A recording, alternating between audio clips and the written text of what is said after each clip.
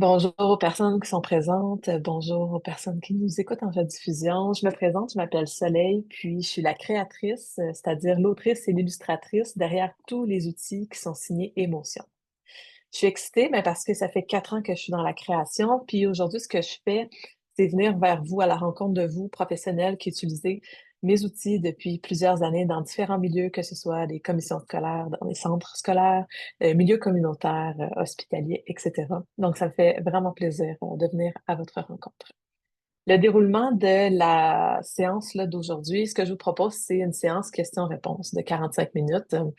Cette séance-là, elle a été créée pour vous permettre d'avoir un canal de communication direct avec moi, l'autrice, pour poser toutes vos questions générales là, sur les outils émotions. Donc, les 10 premières minutes, je vais présenter ma démarche, l'univers émotion. Puis, les 35 minutes qui vont suivre ou jusqu'à épuisement des questions, ben, je vais répondre à vos questions sur les outils. Donc, je commence avec d'où vient émotion. L'histoire de émotion, d'abord, c'est l'histoire de la recherche de mon X professionnel.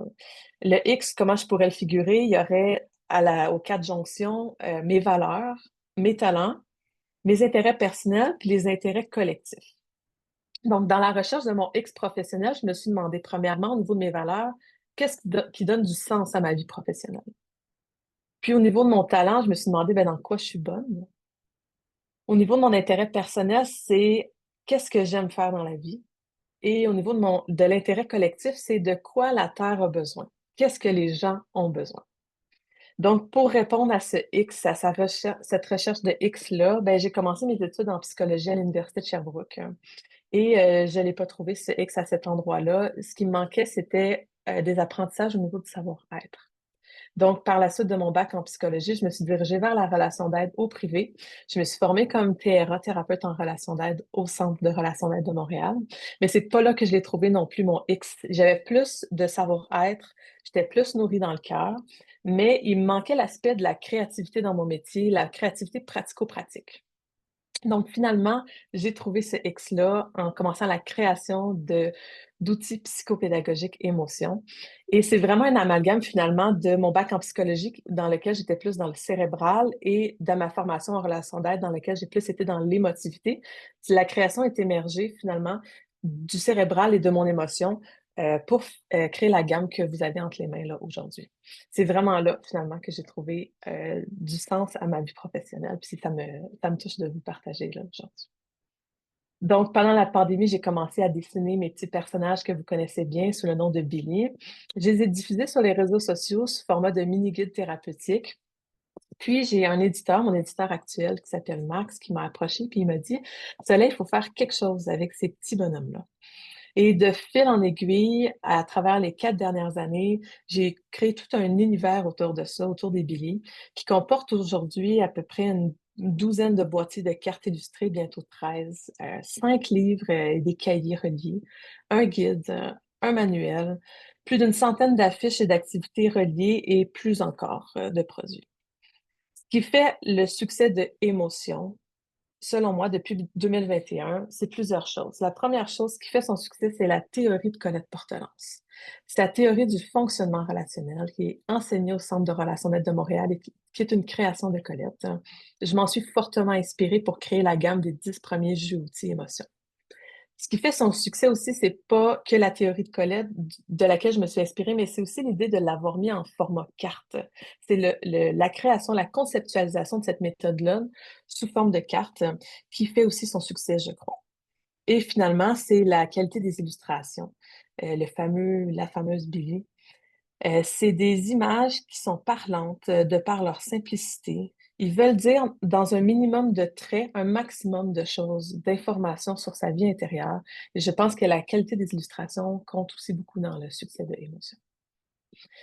La mission de Émotion, c'est mettre des mots sur les émotions. Ça le dit, c'est pour ça que j'ai scindé Émotion en trois, pour mettre en valeur le mot, mettre des mots sur ses émotions, mais pas que sur les émotions, c'est-à-dire sur tout ce qui vit en soi. Et c'est ce qui fait la force des outils, c'est d'aller plus large que l'émotion, mais tout ce qui gravite autour, comme les besoins, les pensées, les croyances. C'est vraiment un outil de connaissance de soi. Et Émotion aussi démocratise la connaissance de soi. dans le sens que c'est apprendre à se connaître de la façon la plus simple possible. C'est un outil qui est accessible, très accessible de par la simplicité dans l'illustration, mais aussi dans le vocabulaire utilisé. Et finalement, Émotion dans sa mission s'adresse aux professionnels. C'est vraiment des cartes qui vous aident à aider sur le plan thérapeutique et aussi sur le plan pédagogique. Donc, ça m'amène tranquillement vers la période de questions qui suit, qui est une période de questions pour toutes vos questions générales sur les outils. Par exemple, quel outil vous procurez? La différence entre un outil X et un outil Y, un autre outil. Est-ce que tel outil, par exemple, s'adresse à un enfant? Etc. Les questions qui sont plus pointueuses ou plus précises méritent d'être adressées dans des rencontres que pour ça. Bon, par exemple, je viens de créer les Midi Émotions, détaillées en 10 sessions. Et dans chaque session, du jeu outil 1 au jeu outil 10, on va aller approfondir, découvrir davantage le jeu outil dans sa forme théorique et dans sa forme pratique. Donc, c'est une rencontre par semaine pour chaque jeu outil. Et c'est un nouveau service qui est sur l'heure du dîner, donc vous êtes invité à venir manger. Je vais admettre quelqu'un dans la salle. Vous êtes invité à venir manger, luncher pour approfondir chaque jeu outil à chaque semaine. Et si vous n'êtes pas disponible pour une certaine date, ben, les rediffusions le seront. Et ça me fera plaisir à ce moment-là là, de vous partager mes connaissances sur les différents outils que j'ai créés. Euh, Finalement, la période de questions qui suit est enregistrée. Donc, si vous ne voulez pas être à l'écran, tout simplement fermez votre caméra. Les questions peuvent être posées à l'écrit ou à l'oral. Et donc, on est ensemble jusqu'à 18h45. Aussi, je prends les questions au préalable. Certaines personnes m'ont écrit par courriel. Donc, je vais aussi répondre à ces questions-là qui m'ont été adressées pour les personnes qui nous écoutent là, en rediffusion. Donc, une première question. Euh, Est-ce qu'il y a un ordre de boîtier à respecter? Donc, est-ce qu'il y a un ordre? Oui et non. C'est-à-dire, pour y répondre, ce que je peux vous dire, c'est que se procurer les outils du 1 jusqu'au 10, c'est astucieux. C'est-à-dire que le 1, c'est vraiment la base de la collection. C'est le fondement qui permet par la suite de comprendre davantage les jeux aussi qui suivent. Donc, je vous recommande fortement, s'il y a un ordre à respecter, c'est de commencer par le 1. Après ça, le 2, ben, le 1 et le 2 ensemble sont comme indissociables. C'est vraiment un duo d'enfer, si je peux dire. Alors, nécessairement, dans l'ordre, ça serait d'aller chercher le 2 par la suite. Le 3 va venir compléter, il s'injecte très bien dans le 1 et le 2, et le 4 vient sceller le fondement de la collection. Donc, 1, 2, 3, 4, on ne se trompe pas. On a un ordre parfait pour avoir les bases du fonctionnement relationnel. Le 3, une petite spécificité, il s'utilise moins en solo. C'est-à-dire que tous les boîtiers ont été faits pour s'utiliser en autonomie, mais le 3, c'est vraiment un boîtier d'injection qui s'utilise vraiment mieux avec le 1 et le 2. Le 5 et le 10, c'est deux boîtiers à part. Ce que je veux dire par là, c'est des boîtiers à vocation sociale sur des sujets précis. Par exemple, le 5, c'est sur la diversité sexuelle et la pluralité des genres. Et le 10, c'est sur les sentiments, comment ils sont nommés à travers le monde. Donc, les 5 et le 10, il n'y a pas d'ordre à respecter. C'est ces deux sujets qui vous intéressent. Ces deux sujets, deux boîtiers indépendants du fonctionnement relationnel qui peuvent très bien là, être procurés à n'importe quel moment dans votre collection. Finalement, les 6, 7, 8 et 9, donc ces quatre jeux outils-là, c'est des boîtiers de type injection. C'est-à-dire, vous pouvez les utiliser en autonomie. Par exemple, le boîtier 8, c'est mes peurs précises. Vous pourriez avoir à la maison seulement mes peurs précises et explorer que le sujet des peurs et qui va s'imbriquer dans les boîtiers 1, 2, 3, 4. C'est ça. Donc, vous pouvez soit l'avoir en solo ou l'injecter dans le 1, 2, 3, 4. C'est la même chose pour les 6, donc les sensations corporelles.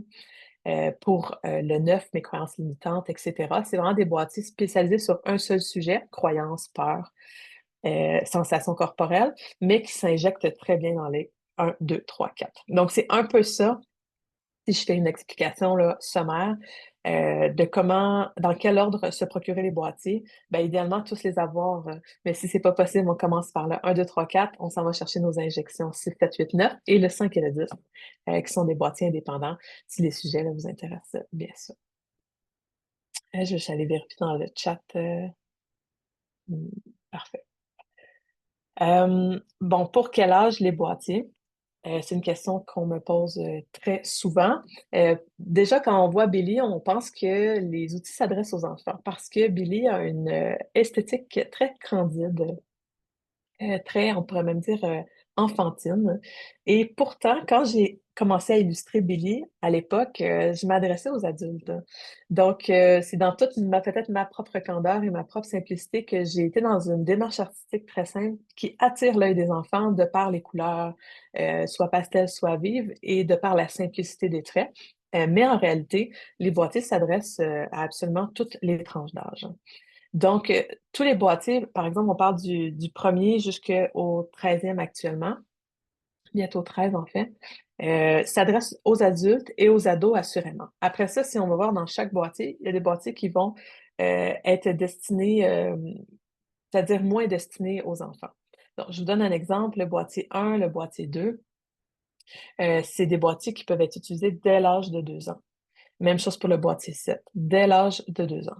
Alors que quand on arrive au boîtier 3, il y a une complexité supplémentaire dans la théorie, ben, ça va être à partir de l'âge de 6 ans. Et par exemple, le jeu outil 4, mais là, c'est à partir de 12 ans. Donc, à cause qu'il y a une complexité supplémentaire qui s'ajoute dans la théorie du boîtier, ça va être destiné parfois davantage à un public ado-adulte. Donc, d'autres exemples, le jeu outil 5 à partir de 8 ans, puis le jeu outil 9 aussi à partir de 8 ans. Donc, cette charte-là est disponible là, sur le site des éditions Émotion si vous voulez savoir exactement quel âge pour quel boîtier. Le boîtier 11 aussi, que je peux vous montrer à l'écran, violence entre partenaires intimes. Ça, c'est un des boîtiers nécessairement là, qui est plus adressé aux ados et aux adultes, donc qui ne s'adresse pas à l'enfant. Il y en a un autre outil qui s'en vient bientôt sur l'intimidation à l'école qui va s'adresser aux enfants, mais dans ce cadre-ci de boîtier abordant le sujet de la violence, ça va vraiment être plus pour un public que j'ai qualifié là, de 14 ans et plus. Tous les âges que je vous ai dit, donc que ce soit 2 ans et plus, 6 ans et plus, 8 ans et plus, ça prend en compte qu'il y aura toujours un adulte accompagnateur. Donc oui, l'enfant à 2 ans va être capable de manipuler les cartes et de comprendre certaines choses, mais c'est toujours recommandé d'utiliser le jeu outil. C'est pour ça qu'il y a le mot outil dans jeu outil. Toujours recommandé de l'utiliser avec un adulte qui peut accompagner l'enfant pour que l'enfant puisse adresser ses questions et saisir là, davantage les jeux outils. Euh, Prochaine question. Donc, si vous avez des questions, n'hésitez pas à utiliser le chat. Les personnes en rediffusion, si vous n'avez pas pu poser vos questions au préalable par courriel et que vous en avez des questions, ben, je peux vous dire que l'événement qui se passe aujourd'hui, qui est une première, va se passer à nouveau dans les prochaines semaines. Donc, c'est possiblement un événement qui va avoir lieu à tous les mois, à tous les 2 mois. Donc, si jamais en m'écoutant, il vous vient des questions en rediffusion, il vous vient des questions, ben, de ne pas hésiter à venir au prochain rendez-vous, venir poser vos questions directement à moi. Euh, Comment utiliser les outils en général? Donc, ça, c'est une grande question, comment utiliser les outils, parce que ce que je me suis rendu compte, puis que vous vous êtes peut-être rendu compte dans votre pratique professionnelle, c'est qu'il y a énormément de façons d'utiliser les jeux outils. Pourquoi? Ben, d'abord parce que c'est un outil qui est non directif. C'est pas un outil qui donne les réponses. C'est pas un quiz que tu piges une carte, que la réponse est au verso. La réponse est à l'intérieur de soi. Ça veut dire que comme c'est non directif, ben, il y a énormément de façons de l'utiliser de façon optimale avec sa clientèle, mais ça va dépendre de beaucoup de facteurs. Par exemple, c'est quoi euh, l'âge de votre client? C'est quoi ses objectifs personnels à votre client? Quand je dis client, ça peut être aussi là un élève. C'est quoi son niveau de connaissance de lui? Est-ce que c'est un client qui est avancé dans la connaissance de lui ou qui débute une démarche de développement personnel? Est-ce que ce client-là démontre de l'intérêt pour l'outil ou non? Et ça, c'est tous des facteurs qui vont influencer votre façon d'utiliser là, les jeux aussi, donc les cartes avec votre clientèle. Puis ce que je pourrais vous dire, c'est la meilleure astuce que je pourrais vous donner, c'est de connaître la théorie derrière chaque outil. C'est-à-dire que si vous maîtrisez, par exemple, le fonctionnement relationnel, euh, tel que dans le jeu outil 1, 2, si vous maîtrisez bien, vous avez une bonne connaissance de ce fonctionnement-là en 4 étapes et plus, ben, ça va être plus facile pour vous de créer des activités basées sur votre créativité qui vont correspondre au profil de votre client. Donc ça, la maîtrise de la théorie derrière chaque outil, c'est quelque chose que vous pouvez affiner soit à travers la lecture du manuel des jeux outils, qui a été publié il y a un peu plus d'1 an, ou à travers, bien sûr, là, les Midi Émotions qui vont commencer là, à partir du 1er octobre. Un autre élément clé que je pourrais vous donner par rapport à comment utiliser les outils en général, je verrais qu'il y aurait trois grandes façons de l'utiliser. Donc, la première, ce serait une approche plus libre, c'est-à-dire explorer, laisser le client explorer librement les cartes sans consigne ou objectif, mais juste voir qu'est-ce qui ressort. Le client manipule les cartes et se met à parler parce que c'est ça que ça fait finalement d'être exposé à ces visuels-là. Ça génère ou ça peut favoriser l'expression de soi. Donc, de toute façon tout à fait libre, de juste voir par quel chemin le client va naviguer à travers les cartes, qu'est-ce qu'il va exprimer de lui, qu'est-ce qui va émerger comme émotion, comme sentiment, comme besoin, parfois refoulé. Donc, ça serait une première approche là, de façon libre. Une autre approche, ça pourrait être semi-libre, c'est-à-dire on va explorer ensemble une partie des cartes. Donc, plutôt que de lui offrir toutes les cartes entre les mains, donc, par exemple, si on parle du jeu aussi, il y avait toutes les cartes déclencheurs, vécu, défensif, besoin. Mais dans la technique féminine, c'est on va aller explorer seulement, par exemple, les cartes besoins. On va aller voir ensemble, c'est quoi le besoin en ce moment qui n'est pas répondu dans la situation que tu me parles. Fait que ça serait un petit peu plus encadrant, là, comme finalement comme activité. Et finalement, une autre formule, ça pourrait être carrément une formule très encadrante, c'est-à-dire, viens, on va créer ensemble ton fonctionnement relationnel étape par étape. Donc, finalement, déclencheur, vécu, défensif, besoin. Et ça, de savoir quelle formule est la mieux, ça va dépendre à chaque client, à chaque moment aussi dans la démarche thérapeutique ou pédagogique. Mais ça peut vous donner un petit peu une idée de comment ça peut osciller entre une formule plus libre, semi-libre ou encadrante. Donc encore là, c'est pour stimuler votre créativité que je vous amène ça, mais vous allez trouver la formule la plus adaptée à votre client. Euh, je vais aller voir les questions. Euh, Comment utiliser les cartes en individuel? J'aurais pas la réponse précise, ça va dépendre de votre clientèle, du milieu dans lequel vous travaillez, mais je peux vous donner des pistes de réponse. Premièrement, quand vous allez créer votre activité en individuel avec votre client ou votre élève, la première chose à se demander, c'est est-ce que l'activité que j'ai créée avec les cartes pour cette personne-là va l'aider à rencontrer ses objectifs dans sa démarche thérapeutique ou pédagogique? Est-ce que ça va le faire progresser dans l'objectif que nous nous étions donné ensemble dans le cadre thérapeutique? Un autre point pour savoir si mon activité est bonne, adaptée, ce serait de me demander, est-ce que l'activité que j'ai créée avec les cartes aide mon client à mettre des mots par lui-même sur ce qu'il vit? Quand je dis par lui-même, c'est à son rythme, le client va prendre conscience de ce qui le déclenche dans la situation, ce qu'il vit dans la situation, comment il se défend ou comment il réagit dans la situation et de ce qu'il a de besoin. Donc, est-ce que mon activité favorise cette auto-réflexion-là pour que ce soit la personne elle-même qui arrive à mettre ses mots plutôt que ce soit moi qui appose rapidement les mots. Donc, ça, c'est une activité qui sera dans le respect du rythme du client. Et un troisième élément clé que je pourrais vous dire, c'est est-ce que l'activité que j'ai créée aide mon client à se créer une vie relationnelle plus satisfaisante, plus épanouie, plus riche, plus saine. Donc, si votre activité répond à ces trois points-là, je pense que ce serait un bon départ, là, une activité avec beaucoup de valeur. Euh, Utiliser les activités en groupe. C'est vrai qu'il y aurait des nuances à apporter entre utiliser les cartes en individuel versus en groupe. Encore là, j'ai pas nécessairement la réponse toute faite pour vous parce qu'il y aurait beaucoup de façons d'animer qui seraient différentes, mais j'ai des pistes pour vous. La première chose à vous demander, c'est dans votre groupe que vous allez animer, est-ce que les personnes vont pouvoir toutes manipuler les cartes ou non? Par exemple, moi, ce que je conseille, c'est d'avoir un ratio minimum de un paquet de cartes pour deux personnes pour l'animation. C'est vraiment un plus que les participants du groupe puissent manipuler dans leurs mains les cartes. Plutôt que d'avoir uniquement un visuel, par exemple une affiche ou quelque chose de numérique qui sera affiché au tableau, c'est vraiment un plus de pouvoir le manipuler dans les mains. Pour les personnes qui sont plus pragmatiques, sensitives, puis qui ont besoin de sentir le produit dans les mains pour finalement travailler sur eux-mêmes. L'autre chose que vous pourriez vous demander par rapport à votre activité animée en groupe, c'est est-ce que l'activité, je veux que ce soit plus thérapeutique ou pédagogique? Thérapeutique, ça serait par exemple les identifier personnellement, chaque individu du groupe, les aider à identifier un besoin. Puis, si c'était pédagogique, ça serait plutôt des ateliers pour les aider à apprendre c'est quoi un besoin. Fait que vous voyez la nuance entre le thérapeutique et le pédagogique. Je pense que c'est important comme animateur que vous tracez la ligne à savoir c'est quoi votre objectif. Et finalement, est-ce que vous voulez créer un seul atelier ou une série d'ateliers? Parce que s'il y a une série d'ateliers, ben, il va y avoir une progression à penser dans le cadre de vos activités avec les cartes. Je peux vous donner un exemple d'une animation que j'ai déjà faite en groupe dans une école primaire. Et c'était un fameux cherche et trouve. Donc, j'avais créé une mise en situation. Vraiment, les élèves avaient tous un jeu outil entre les mains.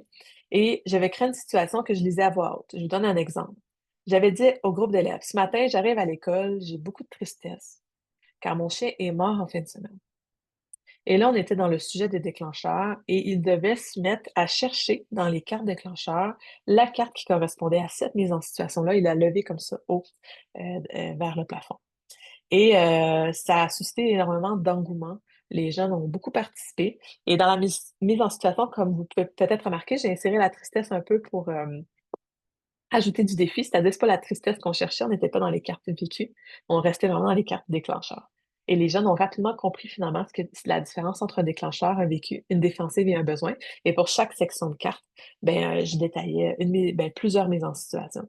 Et c'est l'aspect participatif aussi qui a été très apprécié par les enfants. Je peux vous donner un dernier exemple là, finalement, d'activités à faire en groupe, tout simple, qui va toujours assez bien marcher avec des enfants, c'est de dessiner. Donc, cette activité-là, je l'avais appelée «Dessine-moi ton émotion» et ils devaient choisir une situation, une fois qu'ils avaient bien compris là, la différence entre un déclencheur, un vécu, une défensive et un besoin. Ils devaient choisir une situation de leur vie dans laquelle ils se sentaient mal et tout simplement dessiner leur fonctionnement relationnel en 4 étapes. Puis, il y avait plein de, finalement, de Billy pour s'inspirer parce que les cartes étaient étendues sur le bureau. Puis, c'est parfois carrément les Billy qui reproduisaient. Par exemple, si c'était la honte, ben on voyait qu'ils dessinaient Billy avec un sac brun sur la tête. Et que ça, c'était vraiment le fun de voir comment les visuels, comment Billy était un vecteur de stimulation pour ces enfants-là pour l'activité Dessine-moi ton émotion. Fait que tout ce que je vous dis là, c'est des idées, mais j'ai bien confiance que vous allez pouvoir créer votre propre matériel à partir de ce que je vous dis. Le but, c'est de stimuler votre créativité pour que vous trouviez ce qui est le plus adapté à votre clientèle, bien sûr. Si votre objectif, c'est d'animer en groupe des ateliers dans des écoles ou etc. Il y a pas de problème, vous avez comme l'autorisation de l'autrice, mais il y a justement des balises à respecter et j'ai créé un document, qui s'appelle «Balises pour encadrer la démarche d'animation de groupe avec les cartes émotions» et si c'est quelque chose qui vous intéresse de le faire, ben juste de m'écrire pour que je vous envoie ce document-là pour légitimer, finalement, votre, animation de groupe, pour que ça respecte là les demandes de l'autrice, donc de moi. De mon côté, ça épuise bientôt les questions que j'avais en banque, que vous m'aviez envoyées à l'avance, mais j'en ai une autre encore. Donc la question: «Sur quel fondement scientifique les cartes sont-elles basées?» Donc je l'ai dit tantôt, les cartes sont basées sur une méthode qui s'appelle le fonctionnement relationnel, qui est une création de Colette Portelance, mais Colette Portelance qui s'est inspirée aussi de d'autres auteurs. Beaucoup de courants humanistes et aussi de la suggestopédie. Donc, dans le courant humaniste, il y a entre autres Carl Rogers. En suggestopédie, il y a Lozanov. Donc, c'est des auteurs, si vous tapez sur Google, vous allez voir un peu leur démarche. Mais ces auteurs-là ont inspiré Colette Portelance dans la création du fonctionnement relationnel. En fait, ce que j'ai réalisé en faisant mes recherches, c'est que dans la littérature scientifique, on parle de besoins, on parle de déclencheurs, on parle d'émotions, on parle de croyances, mais rarement qu'on va amalgamer finalement tous ces concepts-là dans une seule méthode. Et je pense que c'est ça qui est la force de ce que Colette a créé, c'est qu'elle est allée chercher chez différents auteurs différentes notions et elle les a mises ensemble et ça fait une méthode qui tout simplement fonctionne. Donc, même si cette méthode-là n'est pas validée scientifiquement à ce jour, elle est appuyée par la littérature dans les concepts en individuel et ça marche tout simplement dans les relations d'aide, comme moi, quand j'offre de la thérapie aux mes collègues. C'est une méthode qu'on utilise avec notre clientèle, que ce soit avec ou sans les cartes et qui fonctionne littéralement pour aider les clients à apprendre à se connaître. C'est pas une méthode qui est magique, mais c'est vraiment une méthode incroyable, de connaissance de soi. Si jamais vous avez plus, de questions, ça va me faire plaisir d'y répondre. J'ai créé un groupe privé Facebook qui s'appelle EmoLab. Donc, toutes les personnes, là, il y a une quinzaine de personnes qui ont souscrit là aujourd'hui à cet événement-ci. La plupart, je vois que vous allez m'écouter en rediffusion, mais vous allez recevoir par courriel une invitation à intégrer ce groupe privé-là, Facebook. Puis ce qui est bien, c'est que s'il y a des questions qui sont restées, irrépondues, ben moi, ça va me faire plaisir de répondre sur ce groupe-là. C'est vraiment sur invitation. Donc, seulement les personnes qui viennent aux événements qui ont, reçoivent l'invitation par courriel par la suite pour intégrer ce groupe-là. Et c'est vraiment un espace EmoLab, lab pour laboratoire, c'est un espace vivant pour expérimenter ensemble, pour apprendre ensemble, pour créer une communauté d'apprentissage sur les jeux outils émotions. Donc, autant pour échanger entre vous que pour avoir un canal de communication direct avec moi et assez intime pour poser vos questions. Donc, ça va me faire super, plaisir, là, de vous inviter dans ce groupe-là et de répondre aux questions qui pourraient suivre. Donc, voilà, ça fait une trentaine de minutes, mais je vois il y a pas plus de questions pour la séance, d'aujourd'hui. Ça m'a fait plaisir finalement de vous parler. Pour les personnes qui nous écoutent, en rediffusion, ça me fera plaisir de vous rencontrer peut-être dans un futur événement. Comme j'ai dit tantôt, les midis émotions commencent à partir du 1er octobre à toutes les semaines, donc jeu outil 1 à jeu outil 10 sur l'heure du midi. Je fais même un spécial dans mon invitation, c'est inviter vos collègues. Donc, venez à l'écran avec vos collègues sur l'heure du midi pour profiter davantage des enseignements en lien avec les jeux outils. Puis, ça se veut aussi interactif, donc pouvoir interagir ensemble là, par rapport à vos questions spécifiques à votre milieu et à votre clientèle à vous, en lien avec les jeux outils. Donc j'ai envie de dire, venez profiter de cette première édition-là, pour prendre la place, puis, poser là, toutes vos questions, profiter de ma présence, puis, venir interagir là, avec moi. Donc voilà, merci beaucoup là, de m'avoir, écoutée, puis au plaisir là, de se voir, dans un futur événement.